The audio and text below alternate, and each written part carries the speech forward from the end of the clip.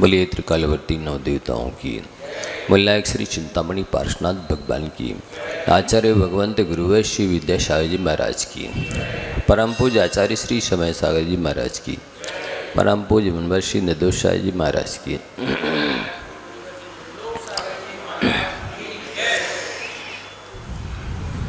दिवसे नैव तत्कुर्यात् येन रात्रौ सुखं वसेत्,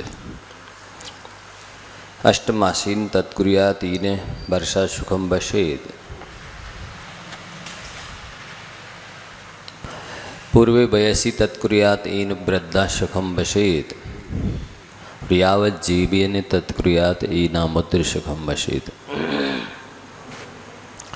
मनुष्य को कैसे जीवन जीना चाहिए, इसके लिए पूर्वाचार्यों ने लिखा है कि दिन में ऐसा काम करो जिससे कि रात में चैन की नींद आए। तो दिन में ऐसा कौन सा काम हो सकता है जब रात में चैन की नींद आएगी? जब हम किसी को सताएंगे नहीं, लुटेंगे नहीं, अन्याय नहीं करेंगे, अनीति का व्यवहार नहीं करेंगे, जैसे तैसे जीवन का निर्वाह नहीं करेंगे, बल्कि निर्वाण करते हुए और निर्वाण की ओर हम प्रयासान करेंगे तो हमारा दिन सफल होगा और रात में चैन की नींद आएगी। अष्टमासीन तत्कुर्यात् येन वर्षा सुखं वसेत्, 8 महीने ऐसे काम करेंगे हम जिससे, जो दृष्टांत आपको झारी का या कमंडल का दिया गया कि कमंडल के पानी भरने का मुंह बड़ा होता है और खर्च करने की टोंटी छोटी पतली होती है। शांति धारा में भी वो झारी होती है तो ऐसी होती ना कि भरने का मुंह बड़ा है और खाली करने ही खर्च करने की टोंटी पतली है। इस सिद्धांत को यदि गृहस्थ अपनाता है कि उसका आय का साधन बड़ा हो और व्यय के साधन कम हो, खर्च स्रोत कम हो, तो फिर उसको 4 महीने वो इतना कमा लेता है कि 8 महीने इतना कमा लेता है कि 4 महीने वर्षा में आराम से एक जगह रह करके और साधु संगति करता है, अहिंसा का पालन करता है, धर्म ध्यान करता है। और पूर्व वयसी तत्कुर्यात् येन वृद्धा सुखं वसेत्, पूर्व अवस्था में, बाल्यावस्था में, युवावस्था में, प्रौढ़ावस्था में इस तरह से जीवन जियो कि वृद्धावस्था शांति से निकल सके। यदि आप जवानी में पूर्व अवस्था में व्यसन करते हैं, 25 वर्ष तक ब्रह्मचर्य से रहना चाहिए, नहीं रहते हैं, और फिर आगे समय पे यदि वैराग्य धारण नहीं करते हैं और गृहस्थी भी नहीं बसाते, तो फिर वो युवावस्था भी बर्बाद होती है, प्रौढ़ावस्था तो बर्बाद होती है और व्यसनों में निकल जाती है। सारी इंद्रियां समय में काम करना बंद कर देती हैं, शिथिल हो जाती हैं, तो फिर वृद्धावस्था बिल्कुल मरणतुल्य व्यतीत होती है। और साथ ही इस तरह की जो शिक्षा, जो संस्कार उसी पूर्व अवस्था में, बाल्यावस्था में, युवावस्था में ले लेने चाहिए। बेगुरुओं की संगति करके, ज्ञानियों की संगति करके यदि नहीं प्राप्त किए जाते तो फिर वृद्धावस्था में भी तू मैं में सारी ज़िंदगी निकलती है। जो उन्हें वृद्धावस्था में करना चाहिए वो नहीं करते। उन्हें अपना परलोक सुधारना चाहिए, संन्यास मरण की साधना करनी चाहिए, शांति से रहना चाहिए, धर्म ध्यान करना चाहिए। वो ना करके वो टोका टाकी करते रहते हैं, जिसे कि लड़के और नाती पोते कोई भी पसंद नहीं करते हैं।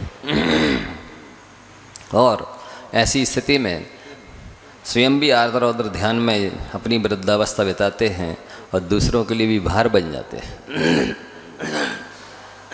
एक सज्जन से पूछा, आप वृद्धावस्था में इतनी प्रसन्न क्यों रहते हैं?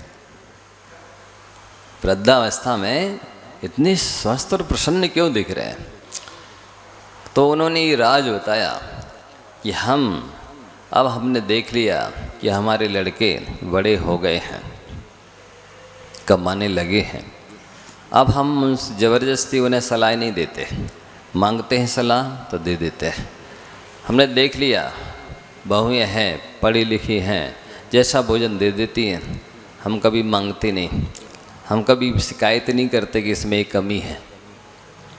जो भी दे दिया, जितना दे दिया, जब दे दिया, आराम से खा लेते हैं, कोई संकल्प विकल्प नहीं करते। बच्चों ने सलाह मांगी तो दे दिया, अन्यथा हम चलाकर सलाह नहीं देते। वो जैसे व्यापार करें वो जाने, जैसे रहें वो जाने, कैसे उनको जीवन बिताना है वो जाने, हम उसमें फिर छेड़खानी नहीं करते। तो जैसा हो रहा है उसमें हम शांति से रहते। बच्चे नाती पोते आ गए तो प्यार दे दिया, नहीं आए तो हम संकलिश नहीं करते।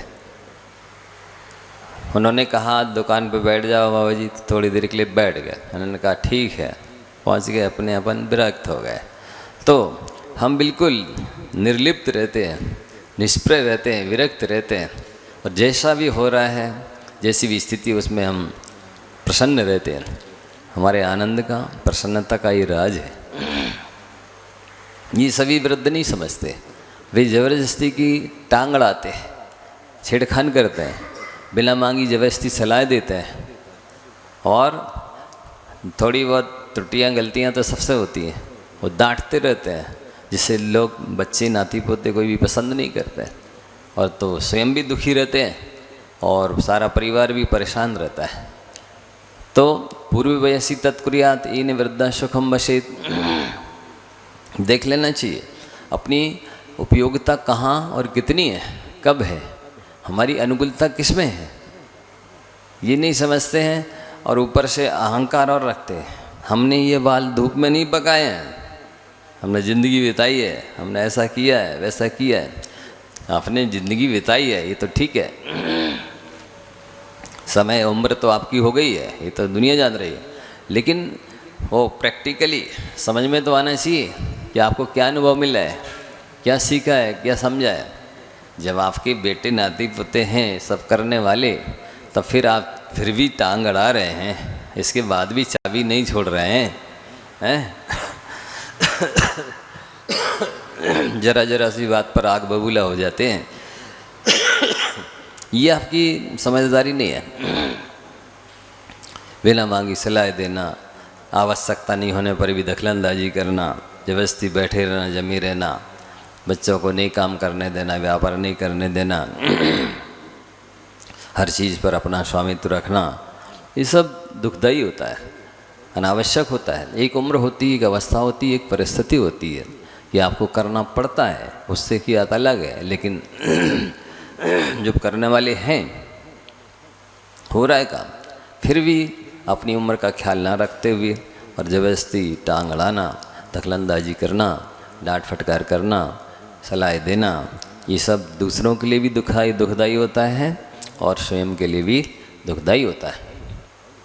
तो पूर्व अवस्था में ये सब चीज़ें सीख लेनी चाहिए। ये हम जब करते थे और हम बड़े लोग छेड़ते थे तो हमें कैसा लगता था, हमसे गलती हो जाए थोड़ी बहुत और बड़े लोग डांटते थे तो हमको कैसा लगता था। तो ये सारी जीवन में शिक्षा लेकर के वृद्धावस्था में बहुत सहनशील, संतुष्ट, शांत बन जाना चाहिए कि नहीं ठीक है, जो हो रहा है अब मुझे थोड़ी सब भोगना है, ये सब देखना है, मुझे तो अपना परलोक सुधारना है, मुझे अपनी संन्यास वर्ण की तैयारी करना है। इस तरह से जो एजेड हो जाते हैं, वृद्ध हो जाते हैं, उनको बहुत विरक्त हो जाना चाहिए, निर्लिप्त, निष्प्रय हो जाना चाहिए, और सारी जिम्मेवारी, चाबियां हैं, ये सब चीज़ें सौंप देनी चाहिए। ज़बरदस्ती नहीं छोड़ते हैं तो फिर वो बेटे नाती पोती इंतज़ार करते हैं कि ये कब जाएंगे, क्या मतलब ये कब निपटेंगे, इनकी आयु पूरी कब होगी, ये कब मरेंगे, इस तरह इंतज़ार करने लगते हैं। तो अनावश्यक इस तरह का कोई काम नहीं करना चाहिए। फिर पूर्व, ये आगे में क्या लिख रहा है और ध्यान से सुनते जाइए। किस अवस्था में क्या करना है, दिन में ऐसा काम करना है कि रात में चैन की नींद आए। 8 महीने इस तरह का आय व्यय करना है कि 4 महीने के लिए खर्चा बच जाए और हम एक स्थान पर रह कर के धर्म ध्यान कर सकें, हमें बरसात में भी भागा दौड़ी ना करना पड़े, व्यापार के लिए, किसी भी चीज़ के लिए हम अच्छी तरह से एक स्थान पर रहकर धर्म ध्यान कर सकें, साधु सेवा कर सकें, धर्म लाभ ले सकें। ऐसा काम करना चाहिए। और पूर्व अवस्था में इस तरह से हर घटना से, हर व्यक्ति से, हर परिस्थिति से शिक्षा लेते हुए, अपने अनुभवों को बढ़ाते हुए, और जब आप एजेड हुए हैं, वृद्ध हुए हैं, तो आपके पास काफ़ी अनुभव और ज्ञान होना चाहिए, और फिर वो स्वयं अपने ऊपर लागू करना चाहिए कि अब मुझे निष्प्रय, विरक्त, निर्लिप्त होना चाहिए। सारी जिम्मेवारी, सारे उत्तरदायित्व, सारी चाबियाँ सौंपना चाहिए। अब जो हानि लाभ होगा वो जाने। हाँ, यदि सलाह मांगते हैं तो उनको सलाह दे देनी चाहिए। कोई अपेक्षा रखता है थोड़ा वो सहयोग कर सकते हैं तो कर देना चाहिए। अपेक्षा नहीं रखते हैं, आवश्यकता नहीं है, बिल्कुल अपना धर्म ध्यान करना चाहिए, अपना पुण्य बढ़ाना चाहिए, अपनी साधना बढ़ाना चाहिए, अपना ज्ञान बढ़ाना चाहिए। तो वो ये वृद्ध लोग प्रयास करके नहीं करते हैं। तो ये सब परिणाम इसका ये होता है, उनकी वृद्धावस्था भी दुखमय व्यतीत होती है, सारे परिवार के लोग भी परेशान रहते हैं। फिर अगला सूत्र, यावत जीवन तत्कुर्यात् न मूत्र सुखम बसेत। पूरे जीवन ऐसा काम करना चाहिए जिससे कि परलोक सुखी हो जाए। वो काम वही है कि आपको हरदम कुछ भी करें विरक्ति रहना चाहिए, निर्लिप्तता रहनी चाहिए, कोई भी काम आसक्तिपूर्वक नहीं करना चाहिए। ये समझदारी है। तो आपको कल ये बताया गया था कि ये उदात्त जो मूल्य हैं, मानवीय गुण हैं, जो जैसे वफादारी है, कृतज्ञता है, आनी चाहिए। एक कहानी आती है, एक बार एक राजा ने अपनी घोड़ी को किसी वजह से बहुत पिटाई कर दी। उस समय वो गर्भवती थी। अब जब उसने बच्चे को जन्म दिया, बच्चा कुछ बड़ा हुआ, उसने माँ से पूछा, वो काना जन्मा बच्चा। तो बच्ची ने पूछा कि मेरी एक आँख क्यों हुई? तो माँ ने कहा, वो गर्भ की सारी स्थिति बता दी कि जब तू गर्भ में था तो राजा ने तुझे मुझे पिटाई लगाई, उसकी वजह से तेरी आँख एक चली गई। अब उस बच्चे को ऐसा मन में भाव आ गया कि मैं राजा से बदला लूँगा, इसने मेरी माँ को मारा और दूसरी बात उससे मेरी माँ आँख चली गई। मन में ठान लिया अब तो बदला लेके रहूँगा। अब जब वो बड़ा हुआ, घोड़ा बना और राजा उस पर बैठ करके युद्ध करने के लिए गया, तो उसके मन में आया कि आज तो राजा को गिराऊंगा, हराऊंगा, बदला लूँगा।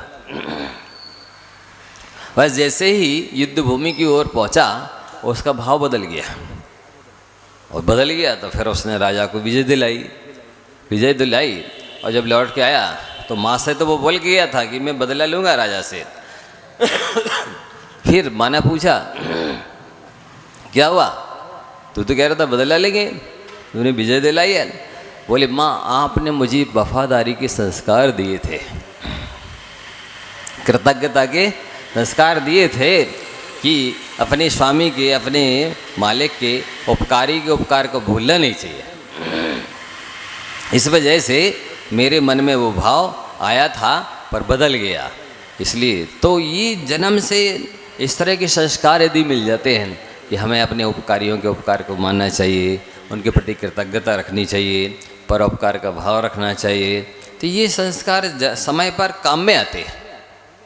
और जब हम सत्संगति में आएंगे नहीं, अपने बच्चों को सत्संगति में, पाठशाला में भेजेंगे नहीं, तो संस्कार मिलेंगे नहीं, और सत्संस्कार जब मिलेंगे नहीं, सत्संगति मिली नहीं, तो फिर वो आगे चल करके ऐसे उदात्त मानवीय जो गुण हैं, कर्तव्य हैं, धर्म हैं, वो आ नहीं पाते हैं। एक और कहानी आती है कि मौके पर किस तरह सहयोग करना चाहिए आत्मीय लोगों का, साधर्मियों का।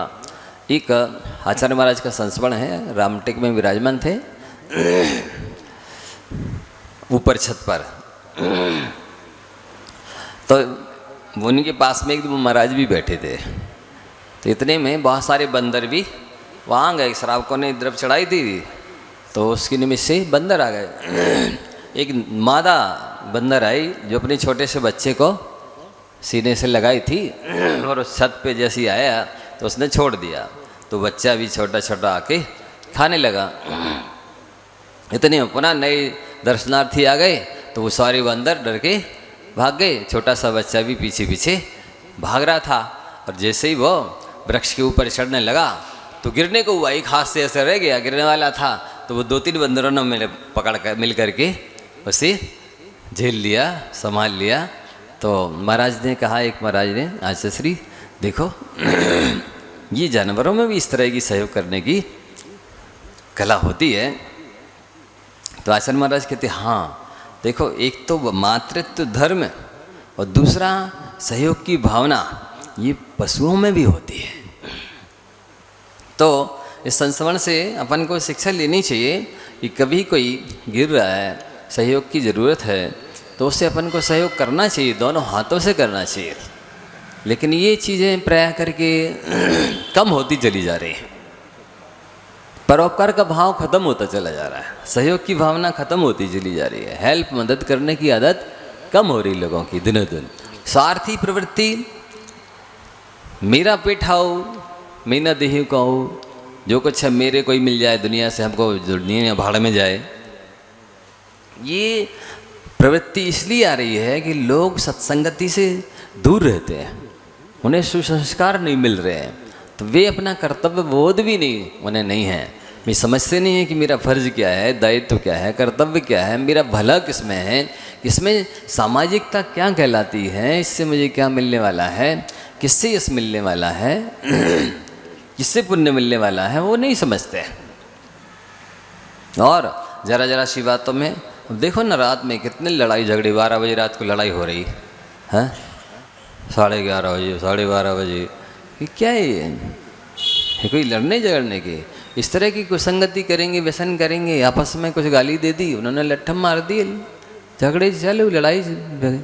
कितना लोगों दूसरों की नींद डिस्टर्ब हो रही है, खुद भी इस तरह का नरक बना हुआ है, महाभारत बनाना हुआ है।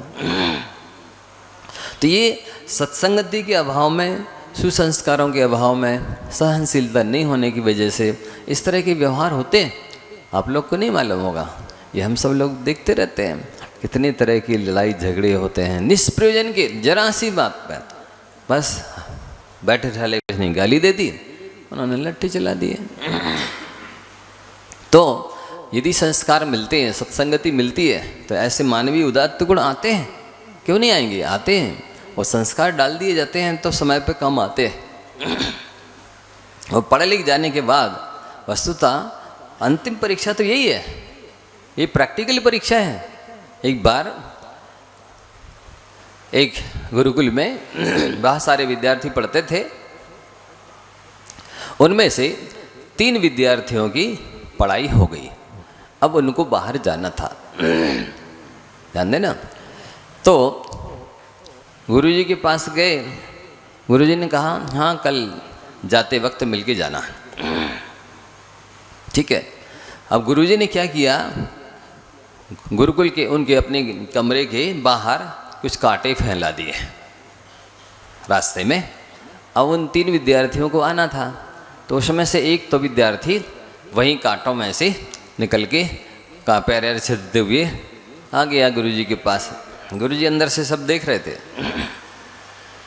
दूसरा लड़का आया तो बाजू से निकल के आ गया। तीसरे लड़के ने क्या किया, देखा अरे गुरुजी के कमरे के रास्ते में कांटे पड़े हैं, तो सारे कांटों को बीन करके और एक तरफ फेंका और फिर वो गुरुजी के पास आया। ध्यान देना।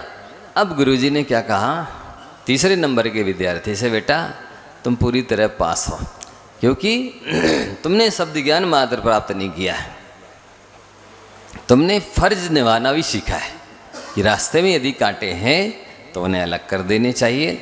मेरा भी रास्ते का कंटक दूर हो जाएगा और दूसरे लोगों को भी सहूलियत हो जाएगी, रास्ता साफ हो जाएगा। तो ये चीज़ें प्रैक्टिकली, जिसे एग्ज़ाम कहते हैं ना, ऑरल एग्ज़ाम है, प्रैक्टिकल एग्ज़ाम है, रिटर्न है, कौन सा है ये, आप किस में पास हैं? शब्द ज्ञान वस्तुतः पूरी शिक्षा नहीं माना जाता। शब्द ज्ञान मात्र शिक्षा नहीं है, अर्थकरी विद्या हो गई है। आज लोगों को आजीविका का साधन बना लिया। वस्तुतः ज्ञान को, चाहे वो लौकिक ज्ञान हो या पारलौकिक ज्ञान हो, आजीविका का साधन बनाना विद्या का अपमान करना है। विद्या अर्थकरी नहीं होनी चाहिए, परमार्थकरी होनी चाहिए। विद्यार्थी क्या है? विद्या का अर्थ ही प्रयोजन सिद्ध करने वाला, मतलब परमार्थ सिद्ध करने वाले को विद्यार्थी कहते हैं। आज स्थिति ये हो गई है कि विद्या की अर्थी निकाली जा रही है। हड़ताल कर देंगे, गुरुजनों को ही मार देंगे, अपमान तिरस्कार कर देंगे, अपयश फैला देंगे। ये क्या है? क्या विद्या इसी को कहते हैं? क्या ज्ञानार्जन करने का उद्देश्य यही होता है? नहीं। शिक्षा का चरम और परम लक्ष्य चरित्र का निर्माण करना है। शिक्षा का चरम और परम लक्ष्य चरित्र निर्माण करना है। यदि पढ़ने लिखने के बाद वो चरित्र का निर्माण नहीं हुआ तो आपको विद्या तो मिली पर उसका फल नहीं मिला। तो ये चीज़ अपन को वस्तुतः देखा जाए, ज्ञान बड़ा यह सदाचार। एक बार देखो, ये संस्मरण याद रखने चाहिए। मैंने आपको अभी तक 3 कहानी सुना दी ना, याद हो गई? एक कहानी मैंने आपको बंदरिया की सुनाई आचार्य महाराज का संस्मरण के माध्यम से। आपको क्या शिक्षा दी गई इसके माध्यम से? कि जैसे जानवरों में भी सहयोग करने की भावना होती है, ऐसे ही मनुष्यों में भी आपस में एक दूसरे की सहयोग करने की भावना होनी चाहिए। दूसरी कहानी कौन सी सुनाई आपको हमने? कांटे वाली सुनाई। ये पढ़ लिख कर जा रहा है, क्या पढ़ा लिखा है आपने, क्या करोगे जीवन में आगे जा कर के? इससे हमने क्या सिद्ध किया कि वो जो तीसरा विद्यार्थी ने रास्ते के कांटे साफ करके फिर गुरुजी के पास आया, मतलब उसने फर्ज निभाना सीखा, कर्तव्य निभाना सीखा, परोपकार करना सीखा। तब जाना गया कि इसने विद्या को पूर्ण प्राप्त किया। तीसरा संस्मरण कौन सा सुना है? घोड़ा वाला।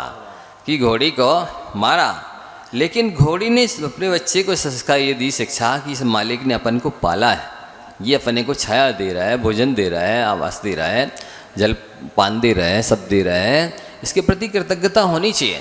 तो पहले तो उसको जो ये कहानी माने सुनाई कि ये राजा ने मारा जिससे तेरी आँख दब गई, एक खराब हो गई, तो उसके अंदर बदले की भावना आई कि मैं राजा को हराऊंगा और गिराऊंगा। लेकिन ये जो जन्म के संस्कार वफादारी के, कृतज्ञता के दिए गए थे, इससे उसका मन बदल गया और उसने फिर गिराया भी नहीं, हराया भी नहीं और राजा को विजय दिलाई। तो ये मैं सुनाता जा रहा हूँ, आप थोड़ा ध्यान से सुनिए। कितनी कहानी मैंने बीच बीच में सुना दी और किस लक्ष्य को लेकर सुनाई है वो। तो याद हो गया ना, बंदरिया की कहानी संस्मरण आचार्य महाराज का क्यों सुनाया? कि जानवरों में भी सहयोग की भावना होती है, गिरते से बचाते हैं वो, ऐसे अपने अंदर भी होना चाहिए। दूसरा संस्मरण क्यों सुनाया कथा कहानी है? हाँ, अपना कांटा भी हटाओ रास्ते का और दूसरे का भी दायित्व तो समझो, परोपकार की भावना समझो। ऐसा नहीं रास्ते में पड़ा है तो पड़ा है, हमारा कर्तव्य थोड़ी है कि हम पत्थर को या कांटे को उठा के अलग करें। तीसरा क्यों सुनाया? कि मान लो अहित भी किसी ने किया है पर हित ज़्यादा किया है, तो आप मार दिया था कभी घोड़ी को तो वो बदला ले, ऐसा नहीं। उपकार बड़ा है कि उसने पाला पोसा है, भोजन पान दिया है, तो कृतज्ञता निभानी चाहिए, वफादारी होनी चाहिए। ऐसा नहीं कि थोड़ा अवगुण है, कमी है, वो तो ग्रहण कर ली, लेकिन जो बड़ा उपकार है उसको भूल ही गए। अब अगला मैं चौथा सुना रहा हूँ, उसका लक्ष्य अलग है, आप ध्यान से सुनिए। ज्ञान बड़ा या सदाचार।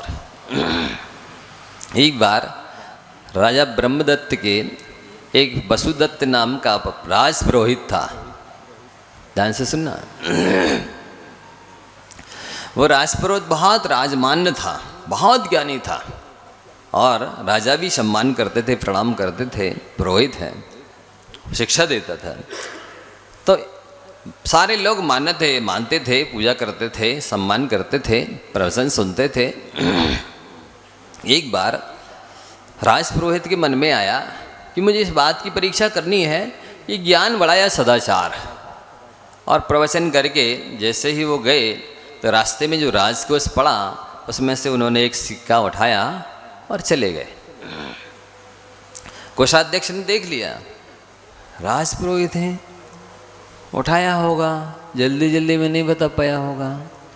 दूसरे दिन फिर आए सभा हुई, प्रवचन हुआ, बाद में फिर जाने लगे तो जैसे राजकोष से निकले पुनः एक सिक्का उठाया, चले गए। राजकोष राजाध्यक्ष ने फिर देख लिया, कोषाध्यक्ष ने, खजांची ने, राजपुरोहित जी ने सिक्का उठाया है, कोई वजह होगी, कारण होगा, ये तो बहुत चरित्रवान है, ज्ञानी है। ठीक है। तीसरे दिन फिर आए, वही फिर प्रवचन वगैरह हुआ, और उसके बाद जब वापस जाने लगे तो वही जहाँ खजाना पड़ा तो उन्होंने एक मुट्ठी सिक्के उठाए सोने के, चले गए, जाने लगे। ओ अब तो माथा ठनका खजांची का, 3 दिन हो गए देखते, उनका अरेस्ट कर लो। तो राजपुरोहित को अरेस्ट कर लिया गया। अब दूसरे दिन भरे दरबार में खड़ा किया गया। राजा ने पूछा, क्यों पुरोहित जी, खजांची ठीक कह रहे हैं? बोले हाँ साहब, राजा बिल्कुल ठीक कह रहे हैं। तो ये तो आपने हमारी श्रद्धा पर प्रहार कर दिया, ठेस पहुंचा दी, हमारे विश्वास को तोड़ दिया। हम तो आपको बहुत बड़ा साधक यानी महात्मा समझते थे, आपने तो गलत किया है, सजा तो हमको देनी होगी। पुरोहित जी के बाएं हाथ की अंगुली काट ली जाए। राजा ने क्या आज्ञा दी? पुरोहित जी की बाएं हाथ की अंगुलियां काट ली जाए। इन्होंने राज्य मुद्रा की चोरी की है। उन्होंने कहा, राजा सुनिए, मैंने उठाए हैं सिक्के पर मैं चोर नहीं हूँ। बहुत समझदारी की बातें कर रहा, उठाए भी और फिर इसके बाद भी अपने आप को चोर नहीं मानने को तैयार हो। बोले नहीं, मैंने उठाए हैं पर मैं चोर नहीं हूँ। आप मेरी बात सुन लीजिए पहले पूरी। ऐसा है, मेरे मन में आया कि मैं इस बात की परीक्षा करो कि ज्ञान बड़ा है या सदाचार। तो मैंने अपने उस जिज्ञासा की पूर्ति करने के लिए, उसको जानने के लिए मैंने ये उठाया था, और वो आज मुझे ये अनुभव हो गया, शिक्षा मिल गई कि देखो, जैसा ज्ञानी मैं पहले था आज भी हूँ, पर मैंने ये जो बिना पूछे राजमुद्रा उठाई, तो आज मैं कटघरे में खड़ा हूँ और आपने आदेश दे दिया है कि इनके बाएं हाथ की अंगुलियाँ काट ली जाए। तो मुझे अनुभव हो गया, मैंने अपनी शिक्षा अधूरी मानी थी और उसको पूरा करने के लिए, इस बात की जानकारी करने के लिए कि ज्ञान बढ़ाया सदाचार, तो मुझे आज से मालूम चल गया कि वाकई में सदाचार बड़ा है, ज्ञान से सदाचार बड़ा है। और मैंने केवल परीक्षा की है, मुझे चोरी नहीं करना थी, वो राजमुद्रा तो मैं वापस लेने के लिए लाया हूँ। तो आप समझ सकते हैं इस दृष्टांत से कि वाकई में लोग MA पढ़ रहे हैं लेकिन MEN मैन नहीं बन पा रहे हैं। MA पढ़ने के बाद भी MEN मैन आदमी नहीं बन पा रहे हैं। वास्तव में ये बहुत चिंतनीय स्थिति है। जॉब मिल रही है, डिग्री मिल रही है, जॉब मिल रही है केवल, लेकिन ये अर्थकरी है, अर्थ उपार्जन करने वाली डिग्री मिल रही है। इंसानियत की डिग्री गोल है, इंसानियत की डिग्री गोल है। ये अर्थ उपार्जन करने वाली डिग्री लोग हासिल कर रहे हैं। ये बहुत चिंतनीय विचारणीय स्थिति है। यदि लोग पाठशालाओं में बच्चों को भेजें, स्वयं भी स्वाध्याय करें, सत्संगति में आए, तो ये जो मानवीय उदात्त गुण हैं वो उनके अंदर अवश्य आए। लेकिन वो इसको महत्व नहीं, वो ना रुकना जानते, ना झुकना जानते, ना मुस्कान जानते, ना नमन जानते। क्या मतलब? 4 चीज़ें समझ लीजिए आप। जब भी गलती हो जाए झुक जाइए, मतलब गलती हो तो उसको स्वीकार कर लीजिए, आपके बहुत सारे बिगड़ते काम बन जाएंगे। यदि गलती होने के बाद भी आप झुकेंगे नहीं तो ये बहुत डबल अवगुण माना जाता है। एक तो गलती की, और दूसरी बात फिर उसको मानने के लिए तैयार नहीं हो, स्वीकार करने तैयार नहीं हो, तो ये डबल गलती है, आप माने डबल अपराधी हैं। तो गलती हो जाए तो झुक जाइए, और गुस्सा आ जाए तो रुक जाइए। गलती हो जाए तो झुक जाइए, गुस्सा आ जाए तो रुक जाइए। मतलब ये है कि गुस्सा आते ही प्रहार करना शुरू मत करिए। यानी जैसे कहते थे बड़े बुजुर्ग लोग, कम खाना, गम खाना और नम जाना। ये कम खाने से स्वास्थ्य ठीक रहता है, गम खाने से मन ठीक रहता है, और नम जाने से व्यवहार ठीक रहता है। तो ये गुण लोगों में आजकल बहुत दुर्लभ हो गए। ना तो वो कम खाते हैं, पेट से नहीं पूछते हैं, मन से पूछते हैं। यदि फेवरेट चीज़ मिल गई तो ले आवाने दो। पेट में जगह है कि नहीं, पहला का डाला हुआ पचा है कि नहीं, इस सब से उन्हें कोई मतलब नहीं रहता है। तो कम खाइए, गम खाइए। गलती सबसे होती है, गलती करना इंसान का काम है। जो करेगा उसी से तो गलती होगी। जो कुछ करेगा ही नहीं, हाथ पे हाथ रखा बैठे रहेगा, उससे थोड़ी गलती कोई भी होती है। इसलिए कम खाइए, गम खाइए।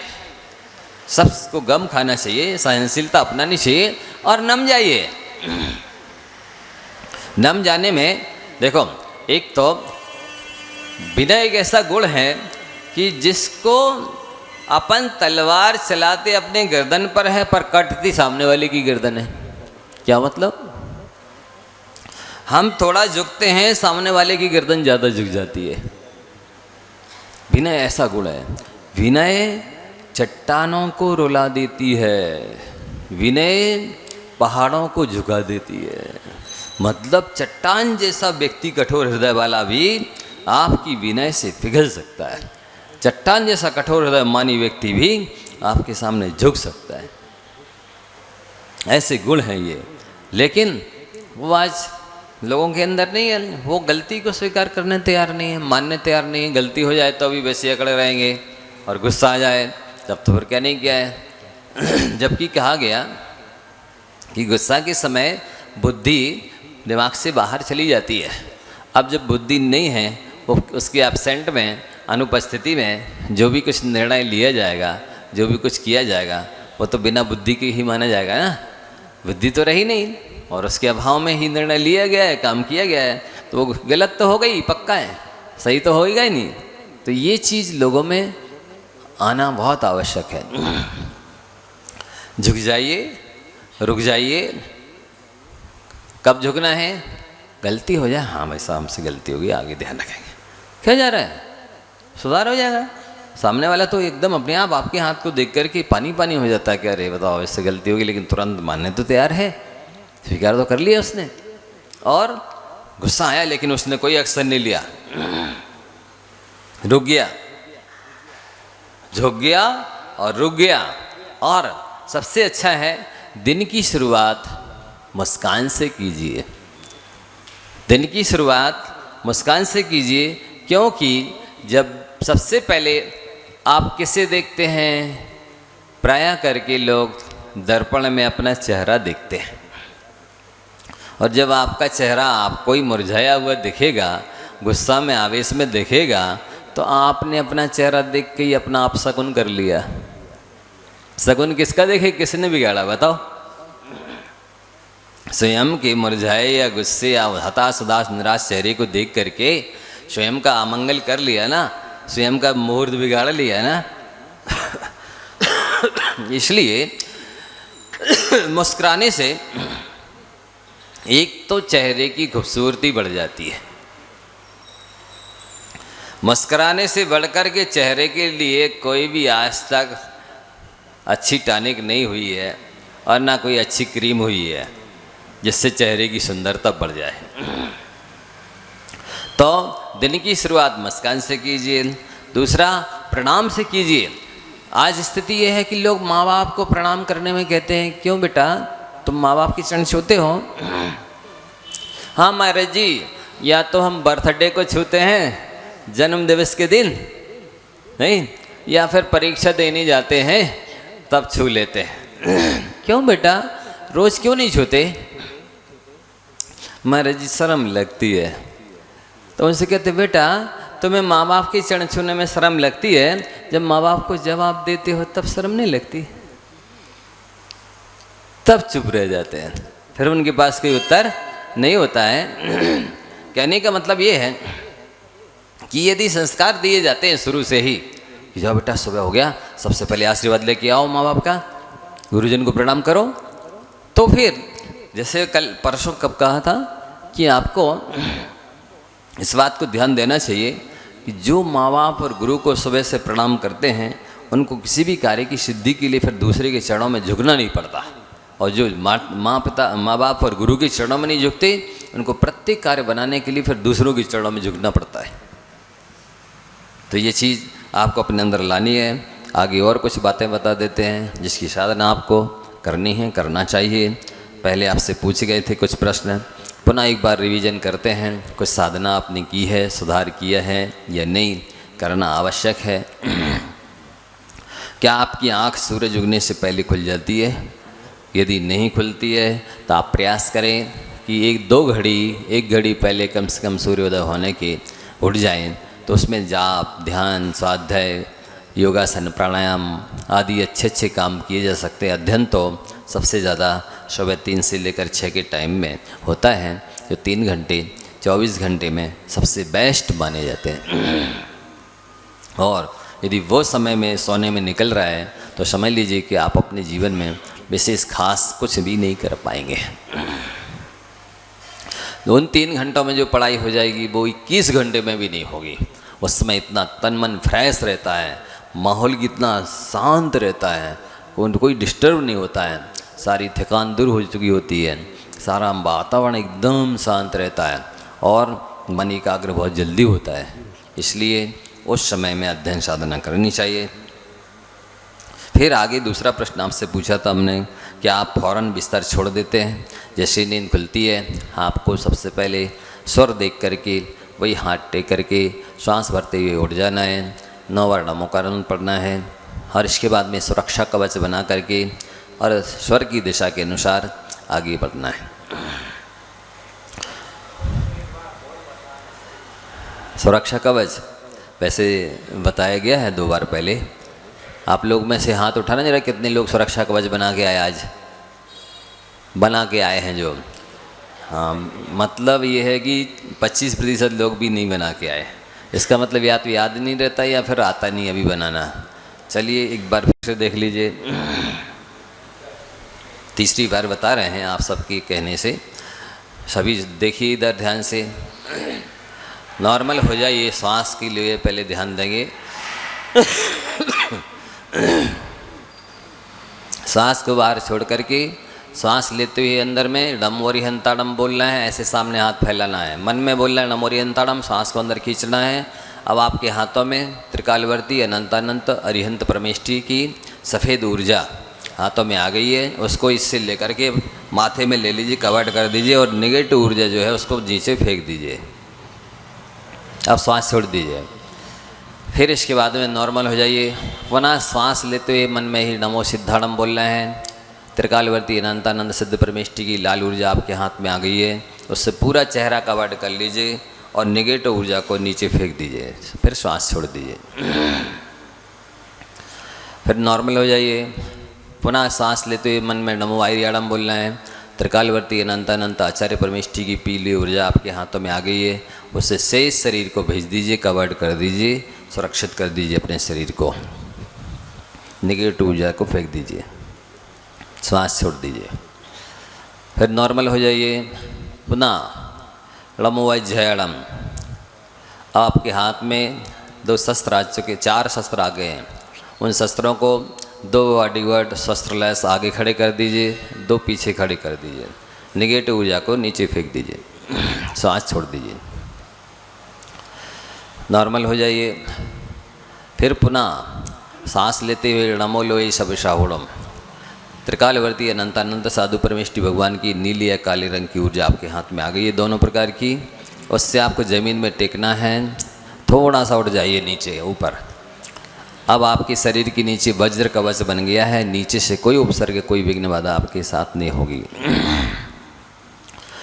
इसके बाद में स्वर देखना है। श्वास को बाहर फेंक करके कि दाएं नाक से सांस आ रही जा रही है या बाईं नाक से सांस आ रही जा रही।